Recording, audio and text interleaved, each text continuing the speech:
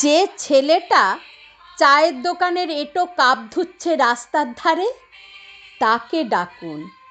তার কানে কানে বলুন, সুজলাং সুফলাং মলয়জ শীতলাং।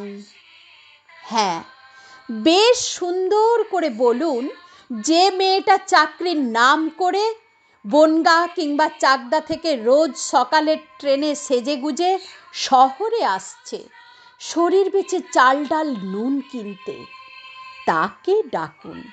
তার কানে কানে সুরেলা কণ্ঠে বলুন, সার্থক জনম আমার, জন্মেছি এই দেশে।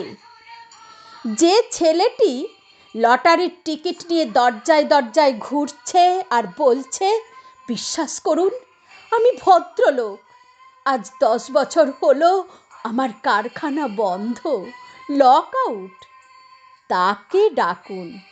তার কানে কানে বলুন, বলো বলো বলো সবে, শত বিনা বেনু রবে, ভারত আবার জগৎ সভায় শ্রেষ্ঠ আসন লবে।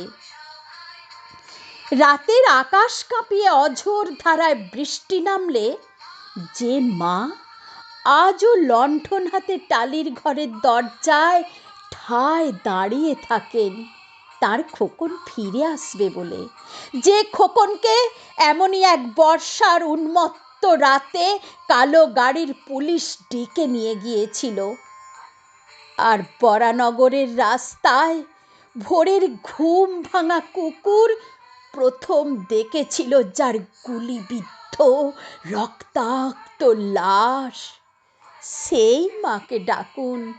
তার কানে কানে বলুন, हम बुलबुल है इसके ये गुलसिता हमारा, सारे जहां से अच्छा हिंदुस्तान हमारा। সবাইকে সবকিছু বলা শেষ হলে সুনসান শীতের রাতে 5 মাথার মোড়ে ঘোড়ায় চড়ে বসা সেই মহাবিপ্লবীর পায়ের সামনে ধীরে ধীরে এগিয়ে যান।